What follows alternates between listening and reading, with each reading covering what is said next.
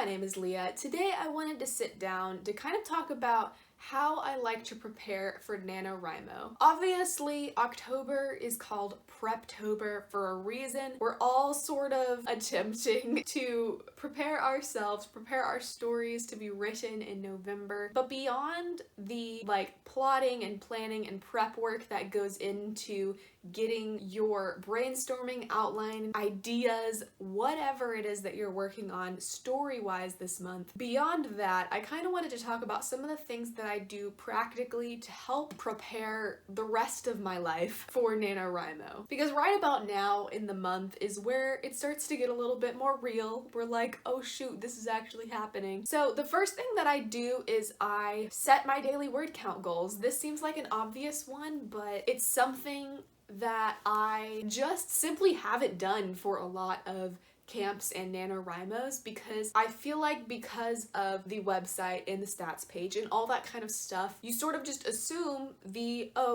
I just need to write 1,667 words a day and then I'm golden. But what happens if you can't do that one day? What happens when there's a major holiday at the end of November every single year? That always seems to take us Americans by surprise. Like, we get to the end of NaNoWriMo and we're like, oh shoot, I don't have time to write anymore because Thanksgiving. We know it's coming up, so why don't we just ignore that number that NaNoWriMo gives us and actually figure out how many days within November that are actually going to be writing days, because it's never actually 30 days of writing. I sort of tried this out last year, but I didn't do it to its fullest extent because I wasn't realistic with myself. And the place that was my downfall is I told myself that I would write 1,000 words every Saturday and Sunday. So it wasn't like the full word count goal, but I still wanted to do writing on the weekends. However, as we've discovered, as most of you who watch my channel know,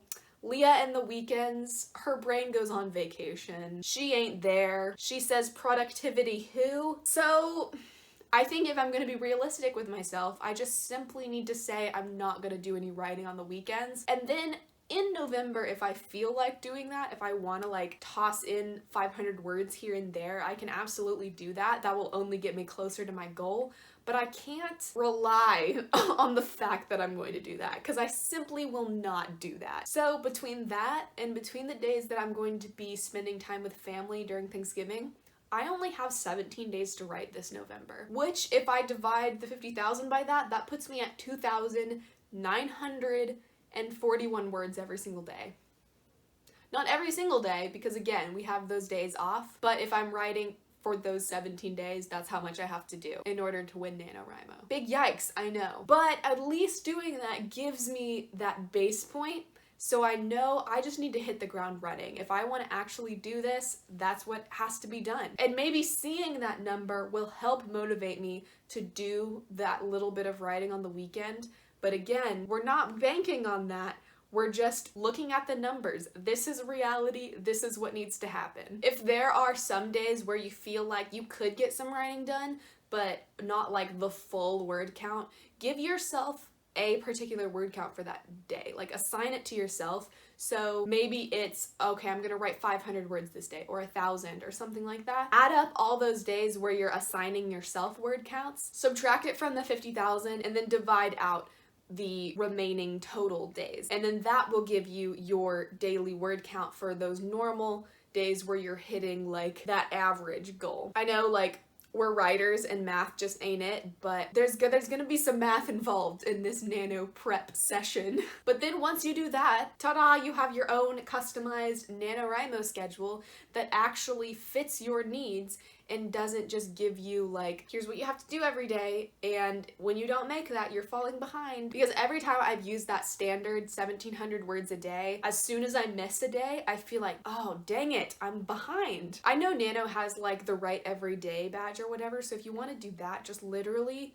write a sentence on the days that you have off, and then maybe you're adding 10 words to your total. Cool, we're making progress, and then you can get the write every single day badge as well. The second thing that I do to prepare for November as a whole is I try to think of what daily responsibilities do I have that I can make as easy as possible for this month. For example, I am the one who usually cooks in my household, so what I'm going to do is I'm going to make a list of all the recipes that I know that are like super easy, they don't take much effort, or the things that I can buy frozen, like I'm gonna grab a couple frozen pizzas, we're gonna get some chicken nuggets, and then I'm also going to list underneath that recipe all of the ingredients that it requires. So when it comes to November and it's time to figure out what meals we're gonna be having for that week, all I have to do is look at that list, pick a few meals that we're gonna have, and then see what ingredients we're missing, and then boom, I have a grocery list already ready. I don't have to look up the recipe, I don't have to dig through stuff, I don't have to like sit there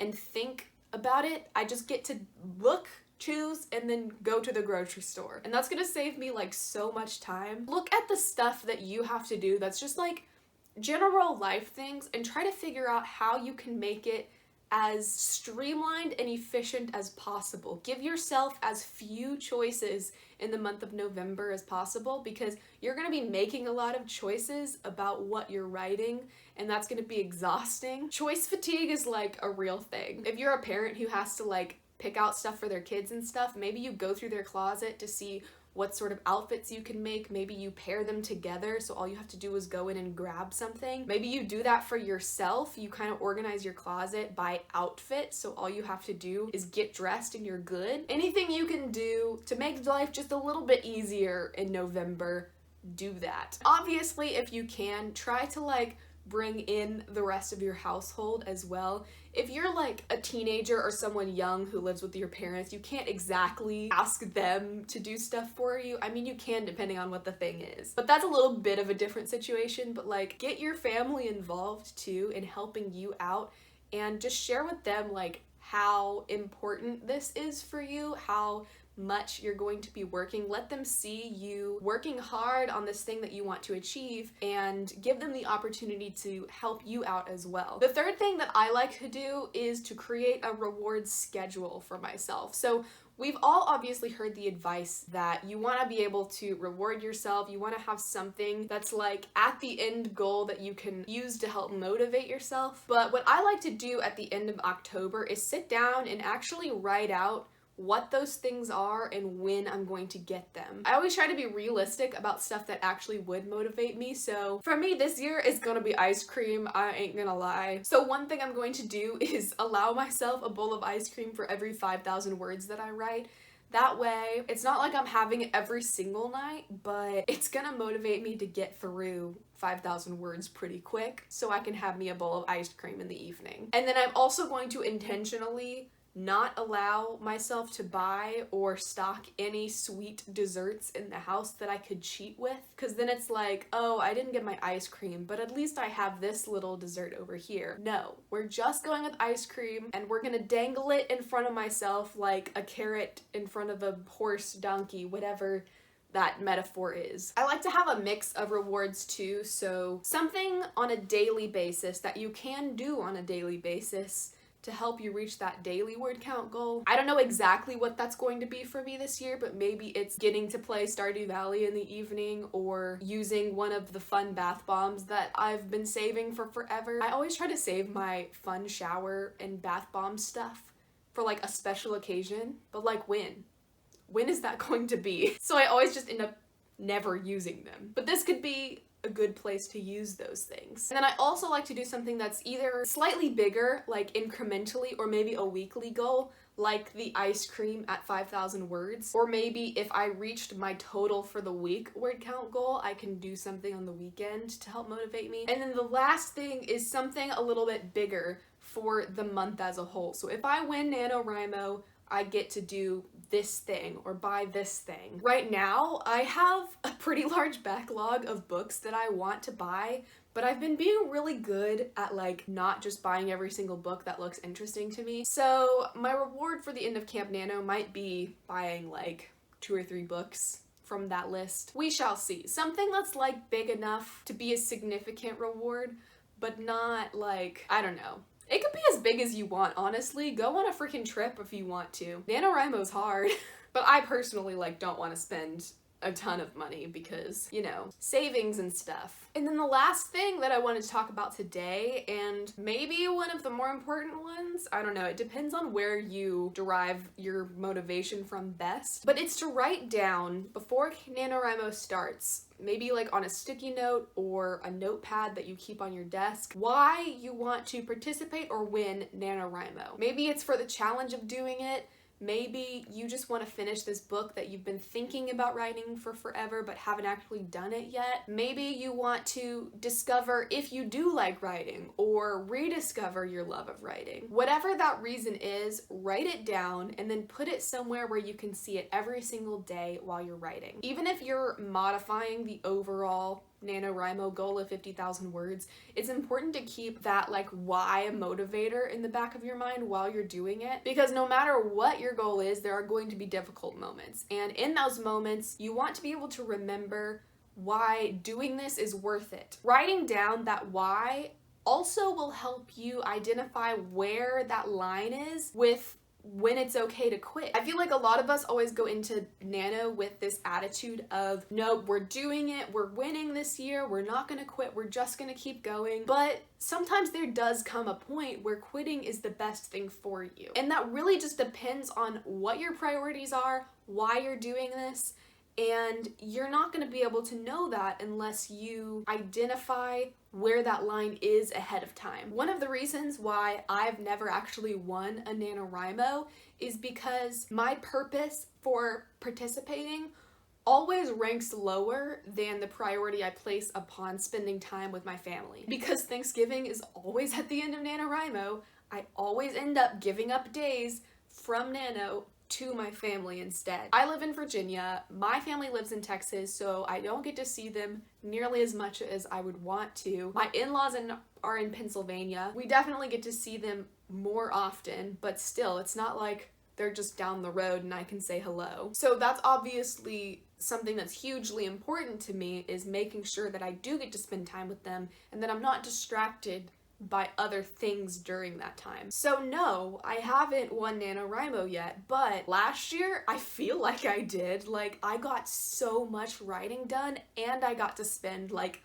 uninterrupted time with my family. And yes, I could have taken one of those days and probably gotten to the 50,000 word goal, because I think I made it to like 46 or 47,000, but my reason for Nano just wasn't good enough to beat out spending time with my family. So it's one of those like balancing things, you know, like I lost Nano, but I also accomplished what I wanted to in participating in it. So I lost, but I won.